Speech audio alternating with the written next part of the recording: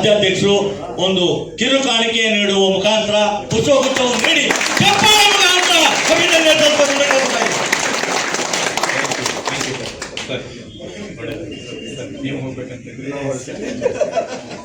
ಈಗ ನಮ್ಮನ್ನೆಲ್ಲ ಹಾಗೆ ಸಂಘಟನೆ ಕುರಿತು 2 ಹಿತ ನುಡಿಗಳನ್ನ ನುಡಿಬೇಕು ಅಂತ ಅವರಲ್ಲಿ ಕೇಳ್ಕೊತಾ ಇದ್ದೇನೆ.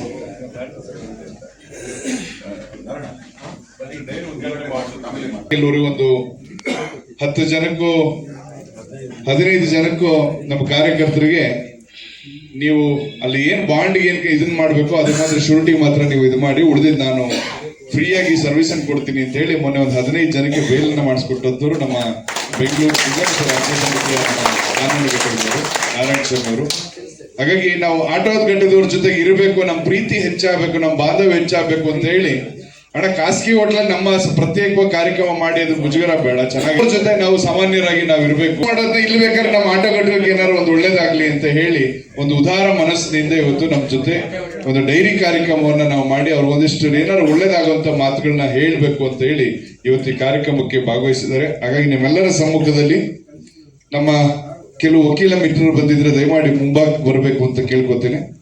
ಡಿಸೆಂಬರ್ ಕೊನೆಯಲ್ಲಿ ಈ ಒಂದು ಕಾರ್ಯಕ್ರಮವನ್ನ ಮಾಡ್ತಾ ಇದೀವಿ. ಹಾಗಾಗಿ ನೀವು ಈ ಕಾರ್ಯಕ್ರಮವನ್ನ ಆಟೋ ಘಟಕದ ಕಾರ್ಯಕ್ರಮ ಆದ್ರೂ ಸಹ ನಮ್ಮ ಹನ್ನೊಂದು ಘಟಕದ ಒಂದು ಡೈರಿಯನ್ನ ಇವತ್ತು ತಮ್ಮೆಲ್ಲರ ಮುಂದೆ ಲೋಕಾರ್ಪಣೆ ಮಾಡುವಂತ ಕೆಲಸವನ್ನ, ಅದು ಜಯ ಕರ್ನಾಟಕದ ಡೈರಿ. ಹಾಗಾಗಿ ನೀವೆಲ್ಲರೂ ಸಹ ಬಹಳ ಪ್ರೀತಿಯಿಂದ ಪ್ರೋತ್ಸಾಹಿಸುವ ಮುಖಾಂತರ ಅಭಿನಂದಿಸಬೇಕು ಅವ್ರಿಗೆ ಅಂತ ಹೇಳಿ ಕೇಳ್ಕೊತೀನಿ.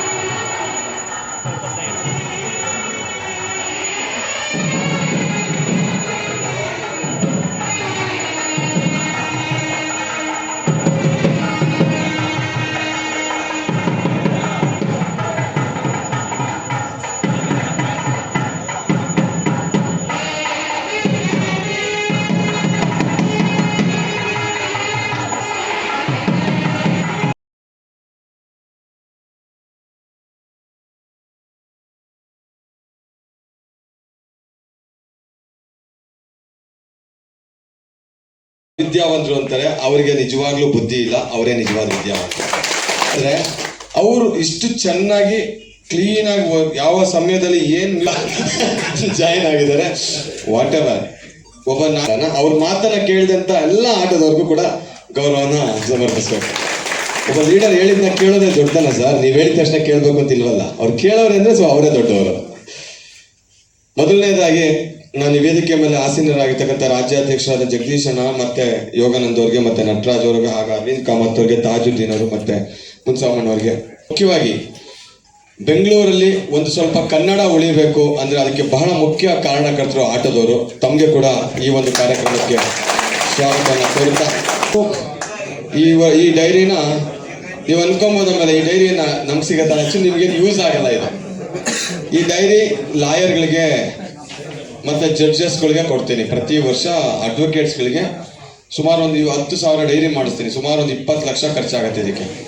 ಸೊ ಈ ಡೈರಿನ ಲಾಯರ್ಗಳಿಗೆ ಬಿಟ್ರೆ ಜಡ್ಜಸ್ಗಳಿಗೆ ಅಷ್ಟೇ ಯೂಸ್ ಆಗುತ್ತೆ, ನಿಮ್ಗೇನು ಯೂಸ್ ಆಗೋದಿಲ್ಲ, ಬರ್ಕೊಳ್ಳೋಕ್ಕೂ ಯೂಸ್ ಆಗಲ್ಲ, ಮನೆಗೆ ಹೋಗಿ ತರಕಾರಿ ಬರ್ಕೊಳ್ಳೋಕ್ಕೂ ಯೂಸ್ ಆಗೋಲ್ಲ. ಅದರಲ್ಲಿ ಡೇಟ್ಸ್ಗಳು, ಕೇಸಸ್ಗಳು, ಡೀಟೇಲ್ಸ್ ಬರೆಯೋಕ್ಕೋಸ್ಕರ. ಸೊ ಈ ಡೈರಿನ ನಾವು ಮಾಡಿಸಿದ ಉದ್ದೇಶ, ನನ್ನ ಒಂದು ಪ್ರತಿ ವರ್ಷ ನನ್ನ ಅಣ್ಣ ಇರ್ಬೇಕಾದ್ರೆ ಸ್ಟಾರ್ಟ್ ಮಾಡಿದ್ದು, ಅದಂಗೆ ಕಂಟಿನ್ಯೂ ಮಾಡ್ತಾ ಬರ್ತಾ ಇದ್ದೀನಿ. ಯಾಕಂದ್ರೆ ನಮ್ಮ ಆ ಸ್ಟ್ಯಾಂಡರ್ಡ್ನೆಸ್ ಕೋರ್ಟಲ್ಲಿ ಬಂದ್ರೆ ಜೈ ಕರ್ನಾಟಕ ಅಂತ ಒಂದು ಸ್ಟ್ಯಾಂಡರ್ಡ್ಸ್ ಬಿಡಬಾರ್ದು ಅಂತ ಅದನ್ನ ಕಂಟಿನ್ಯೂಸ್ ಆಗಿ ಮಾಡ್ಕೊಂಡು ಬರ್ತಾನೆ ಇದ್ದೀನಿ. ನನಗೇನಂದ್ರೆ ನಮ್ಮ ಸಂಘಟನೆ ಬಹಳ ಕರ್ನಾಟಕದಲ್ಲಿ ನನ್ನ ಪ್ರಕಾರ ಬಹಳ ಬಲಶಾಲಿಯಾದ, ಬಹಳ ಶಕ್ತಿಯುತವಾದ ಒಂದು ಸಂಘಟನೆ. ಆದ್ರೆ ಎಲ್ಲೋ ಒಂದು ಕಡೆ ನನ್ಗೆ ಅನ್ನಿಸ್ತಾ ಇರುತ್ತೆ, ಹೋರಾಟಗಳ ವಿಚಾರದಲ್ಲಿ ಕೆಲವೊಂದು ವಿಚಾರಗಳಲ್ಲಿ ನಮಗೆ ಸ್ವಲ್ಪ ಇಚ್ಛಾಶಕ್ತಿ ಕಡಿಮೆ ಅಂತ ಅನ್ಸುತ್ತೆ. ಅಂದ್ರೆ ನಾವು ಸ್ವಲ್ಪ ಕೆಲವೊಂದು ಸಮಯ ನುಗ್ಗಿ ಹೋಗೋದು ಸ್ವಲ್ಪ ಕಡಿಮೆ ಆಗತ್ತೆ ಅನ್ಸುತ್ತೆ. ಅದಕ್ಕೆ ಹಲವಾರು ಕಾರಣಗಳಿರ್ಬೋದು ಕೂಡ.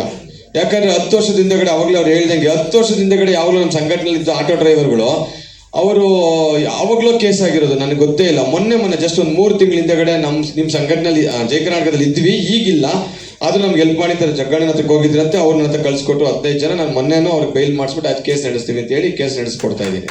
ಅವ್ರು ಒಂದು ತಿಳ್ಕೊಳ್ಳಿ ಸರ್, ನನಗೆ ಅನ್ಸಿರೋದು ನಿಮ್ಮ ವೈಯಕ್ತಿಕ ವಿಚಾರ ಏನೋ ಕಷ್ಟದಲ್ಲಿದ್ರೆ ಖಂಡಿತ ಒಬ್ಬ ಲಾಯರ್ ಆಗಿ ನಾನಲ್ಲ, ಯಾರಿಗಾದ್ರೂ ಹೇಳಾದ್ರೂ ಸರಿ ಖಂಡಿತ ಸಹಾಯ ಮಾಡಿಸ್ತೀನಿ.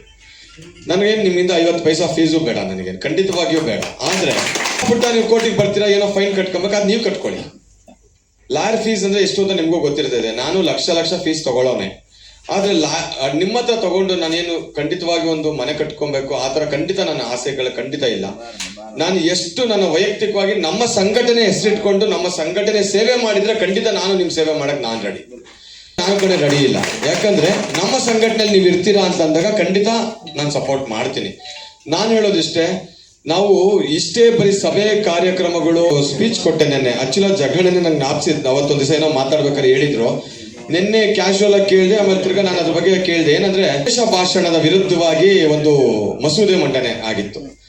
ನಾನು ಅದೇ ಹೇಳ್ತಾ ಇದ್ದೆ, ನೆನ್ನೆ ಒಂದು ಜಸ್ಟ್ ಅದ್ರ ಮೇಲೆ ಒಂದು ಲೈವ್ ಅಲ್ಲಿ ವಿಡಿಯೋ ಮಾಡ್ಬಿಟ್ಟು ಬಿಟ್ಟೆ. ನೆನ್ನೆ ಒಂದೇ ರಾತ್ರಿಯಲ್ಲಿ ಲಕ್ಷಾಂತರ ಜನ ನೋಡಿದ್ದಾರೆ. ಬಟ್ ನೋಡಿದ್ರು ಓಕೆ, ಆದ್ರೆ ಅದ್ರ ವಿರುದ್ಧವಾಗಿ ನಾವು ಏನ್ ಮಾಡಕ್ಕಾಗತ್ತೆ? ಇವತ್ತು ಸರ್ಕಾರದವ್ರು ಹೇಗಂದ್ರೆ ಹೋರಾಟ ಮಾಡಿದವ್ರು ಏನಾದ್ರೂ ಭಾಷಣನ ಮಾಡ್ಬೇಕಾದ್ರೆ ಯಾರ್ದೋ ವಿರುದ್ಧವಾಗಿ ನಾವು ಜೋರಾಗಿ ಮಾತಾಡಿದ್ರೆ ಅದು ಸುಳ್ಳೋ ಸರಿನೋ 1-2 ಕೇಸ್ ಅಂತಗೂ ಹಾಕ್ತಾರೆ. ನಾವು ಪ್ರೂವ್ ಮಾಡ್ಕೊಂಡು ಕೋರ್ಟ್ಗೆ ಹೋಗಿ ಲಾಯರ್ನ ಇಟ್ಕೊಂಡು ಫೀಸ್ ಕೊಟ್ಕೊಂಡು ಅಲ್ಲಿಂದ ಏನ್ ಕೇಸ್ ಹೊಡ್ಕೊಂಡು ಬರೋಷ್ಟಲ್ಲಿ 3 ವರ್ಷ ಅಲ್ದು ನೆಕ್ಸ್ಟ್ ಹೋರಾಟ ಮಾಡೋದು ಬೇಡಪ್ಪ ಅಂತ ಆಗೋಗ್ಬಿಡುತ್ತೆ. ಈ ಚಪ್ಪಾಳೆ ಮುಖಾಂತರ ಅಭಿನಂದನೆ ಸಲ್ಲಿಸಬೇಕೆಂದು ಕೇಳ್ತಾ ಇದ್ದೀನಿ.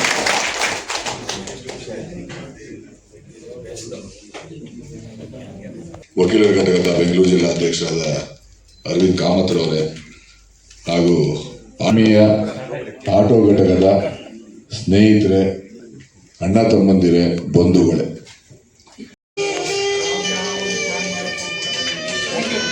ಇದಾದ ನಂತರ ಕ್ಷೇತ್ರದ ಪದಾಧಿಕಾರಿಗಳು ದಯವಿಟ್ಟು ಪಟ್ಟಿ ತಗೊಂಡಿದ್ದಾರೆ, ದಯವಿಟ್ಟು ಬನ್ನಿ.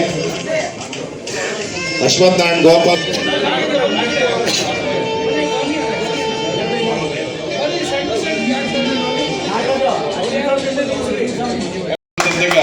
ಇಲ್ಲಿ ಕೂರ್ತಿದ್ರು ನಮ್ಮೊಟ್ಟಿಗೆ. ಆದ್ರೆ ಇವತ್ತು ನನಗೆ ಸಂಘಟನೆ ಮುಖ್ಯ, ಇಲ್ಲಿ ಇನ್ನೊಬ್ರು ಒಂದು ಕೂರ್ಲಿ, ನಾನು ಅಲ್ಲಿರ್ತೇನೆ ಅಂತ ಹೇಳಿ ಒಂದು ದೊಡ್ಡ ಮನಸ್ಸನ್ನ ಮಾಡಿ ಸಂಘಟನೆ ಆಟೋ ಘಟಕದಲ್ಲಿ ನಮ್ಮ ಜನರಲ್ಲಿ ಯಾವುದೇ ಕಮ್ಯುನಿಟಿ ಇರಲಿ ಅದ್ರ ಜೊತೆಗಿದ್ದು ಒಂದು ಸಹಕಾರ ಕೊಡ್ತಕ್ಕಂಥ ಒಂದು ದೊಡ್ಡ ಗುಣ. ಹಾಗಾಗಿ ಆನಂದ್ರವ್ರೆ, ಪ್ರಧಾನ ಕಾರ್ಯದರ್ಶಿಗಳು, ಕಾರ್ಯಾಧ್ಯಕ್ಷರು, ಗೌರವ ಅಧ್ಯಕ್ಷರು, ಉಪಾಧ್ಯಕ್ಷರು ಈ ಪದವಿಗಳನ್ನ ಸ್ವೀಕರಿಸೋರಿದ್ರಿ. ಕೆಲವರು ಹೊಸಬರಿದ್ದಾರೆ, ಕೆಲವರು ಹಳಬರಿದ್ದಾರೆ. ಮಾತನಾಡ್ತಾ ಹೋದ್ರೆ ತುಂಬಾ ಸಮಯ ತೆಗೆದುಕೊಳ್ಳುತ್ತೆ. ಹಾಗಾಗಿ ಅನೇಕ ಸಂದರ್ಭ ನಾವು ಮಾತಾಡಿದ್ದೇ ಮಾತನಾಡ್ತಕ್ಕಂಥದ್ದು ವ್ಯರ್ಥ. ತನ್ನ ಆರೋಗ್ಯ ಸರಿ ಇಲ್ಲ ಅಂತಂದ್ರು ಸಹ ಇವತ್ತು ಬಹಳ ಜೋಶಲ್ಲಿ ಎಲ್ಲರಿಗೂ ಕಾರ್ಯಕರ್ತರಿಗೆ ಚೈತನ್ಯ ತುಂಬಬೇಕು ಅಂತ ಹೇಳಿ ನಿಮ್ಮೆಲ್ಲರಿಗೂ ಹುಮ್ಮಸ್ಸು ತುಂಬುವಂತ ಆ ಗಟ್ಟಿಯ ಧ್ವನಿಯ ಕೂಗನ್ನ ಅನಂತರ ಮಾಡ್ತಾ ಇದ್ದಾರೆ. ನನ್ನ ಬನ್ನಿ ಅಂತಕ್ಕಂಥದ್ದೇ ಅದೊಂದು ಶಕ್ತಿ. ಸಂಘಟನೆ ಅಂತಕ್ಕಂಥದ್ದು ಒಂದು ಧೈರ್ಯ, ಸಂಘಟನೆ ಅಂತಕ್ಕಂಥ ಒಂದು ಭರವಸೆ, ಸಂಘಟನೆ ಅಂತಕ್ಕಂಥದ್ದು ಉತ್ಸಾಹ. ಸಂಘಟನೆಯನ್ನ ಸ್ಥಾಪಿಸಿದಂಥವ್ರು, ಈ ಸಂಘಟನೆಯಲ್ಲಿ ಇಷ್ಟು ಜನ ನಾಯಕರುಗಳು ತಯಾರಾಗ್ಲಿಕ್ಕೆ ಕಾರಣೀಕರ್ತರು. ಇವತ್ತು ಈ ಸಂಘಟನೆಯಿಂದ 10 ಸಂಘಟನೆಗಳು ಬೇರೆ ಬೇರೆ ಸಂಘಟನೆಗಳಾಗಿ ನಾವು ಹೇಳಿದ್ರೆ ದೀಪ ಹಚ್ಚಿದ್ದು. ಆ ದೀಪದಲ್ಲಿ 6 ಬತ್ತಿಗಳನ್ನಿಟ್ಟು ಆ ಬತ್ತಿಗಳಿಗೆಲ್ಲೂ ಒಂದು ಕ್ಯಾಂಡಲ್ ನ ಹಚ್ಚಿ ಮೊಂಬತ್ತಿಯಿಂದ ಆ ಎಲ್ಲ ಜ್ಯೋತಿಗಳು ಸ್ಪರ್ಶ ಮಾಡಿ ಹಚ್ಚಿದ್ದು. ಏನಂದ್ರ ಅರ್ಥ? ದೀಪದಿಂದ ದೀಪವ ಹಚ್ಚಬೇಕು ಮಾನವ ಅನ್ನುವಂತ ನಾವು ಆ ದೀಪದ ಬೆಳಕನ್ನ ಎಲ್ಲಾ ದಿಕ್ಕಿಗೂ ಪಸರಿಸಿದ್ದು. ಹಾಗೆ ಈ ಜಯ ಕರ್ನಾಟಕ ಸಂಘಟನೆಗೆ ಎಲ್ಲೆಲ್ಲೋ ಬಂದಂತವರು ಸೇರ್ಕೊಂಡು ಅವರ ನಾಯಕತ್ವ, ಅವರ ಪ್ರತಿಭೆಯಿಂದ ಇಲ್ಲಿ ನಾಯಕರಾಗಿ ಹೊರಹೊಮ್ಮಿ ಇವತ್ತು ಎಷ್ಟೋ ಜನ ಹೊರಗಡೆ ಅವ್ರದೇ ಅಂತ ಒಂದು ನಾಯಕತ್ವದಲ್ಲಿ ಸಂಘಟನೆಯನ್ನ ಮಾಡ್ತಿದ್ದಾರೆ. ಇದಕ್ಕೆಲ್ಲ ಕಾರಣೀಕರ್ತರು ಯಾರು? ಜಯ ಕರ್ನಾಟಕದ ನಮ್ಮ ನಾಯಕರಂತ ಅಣ್ಣ ಮುತ್ತಪ್ಪರೆಯವರು ಸ್ಥಾಪಿಸಿದಂತ ಸಂಘಟನೆ ಇಂದಿಗೆ ಅಂದ್ರೆ ಡಿಸೆಂಬರ್ ನಾವು ಅಧಿಕೃತವಾಗಿ 2008ರಲ್ಲಿ ನಾವು ಪ್ರಾರಂಭ ಮಾಡಬೇಕು ಅಂತೆಲ್ಲ ತಯಾರು ಮಾಡಿ ಜನವರಿ 18ನೇ ತಾರೀಕು ನಾವು ಅಧಿಕೃತವಾಗಿ ಉದ್ಘಾಟನೆಯನ್ನ ಮಾಡಿದ್ವು. ಅಲ್ಲಿಂದ ಶುರುವಾದಂಥದ್ದು ಇಲ್ಲಿವರೆಗೂ 17 ವರ್ಷಗಳನ್ನ ಪೂರೈಸಿ ಈ ಒಂದು ವಾರ ಕಳೆದ್ರೆ 18ನೇ ವರ್ಷಕ್ಕೆ ಕಾಲಿಡ್ತಾ ಇದೀವಿ. 18 ವರ್ಷದಲ್ಲಿ ನಾವು ಬಂದ ದಾರಿ, ನಡೆದ ಹಾದಿ ಇವೆಲ್ಲ ಮೆಲುಕು ಹಾಕಿ ನೋಡಿದಾಗ ಅನೇಕ ಜನ ಪದಾಧಿಕಾರಿಗಳು ಇಲ್ಲಿ ತುಂಬಾ ಜನ ಕೂತಿದ್ದಾರೆ. ಅದರಲ್ಲಿ ಜಯರಾಮ್ನು ಸಹ ಒಬ್ಬ. ಗಂಧದಿಂದ ನಮ್ಮ ಜಿಲ್ಲಾಧ್ಯಕ್ಷರು ಅಂತ ಯೋಗಾನಂದ್ ಅವರು ಮಾತನಾಡಿದ್ರು. ನೋಡಿ, ಒಬ್ಬ ಜಿಲ್ಲಾಧ್ಯಕ್ಷರನ್ನ ನಾವು ಆಯ್ಕೆ ಮಾಡಿದ್ದೇವೆ, ಯೋಗಾನಂದ್ ಅವ್ರನ್ನ. ಯೋಗಾನಂದ್ ಅವರ ಉದ್ದೇಶ ಇಷ್ಟೇ, ನನ್ನ ಜಿಲ್ಲೆಯಲ್ಲಿ ನನ್ನ ಸಂಘಟನೆ ಬಹಳ ಗಟ್ಟಿಯಾಗಿ ಕಟ್ಟಬೇಕು. ಎಲ್ಲ ತರದ ನಮ್ಮ ಒಂದು ಘಟಕಗಳು ಬರಬೇಕು ಅಂತ ಹೇಳಿ ಬಹಳ ಉತ್ಸಾಹದಿಂದ ಅಧ್ಯಕ್ಷರಾಗಿ ಜವಾಬ್ದಾರಿ ತೆಗೆದುಕೊಂಡಾಗ ಅವ್ರ ಮೊದಲ ಯೋಚನೆ ಆಟೋ ಘಟಕ. ಆ ಆಟೋ ಘಟಕ ಮತ್ತೆ ಕಾರ್ಮಿಕರ ಘಟಕ, ಮಹಿಳಾ ಘಟಕ, ಈ ತರ ಯುವ ಘಟಕಗಳು ನೋಡಿ, ಒಂದು 4 ರಿಂದ 5 ಘಟಕಗಳಾದಾಗ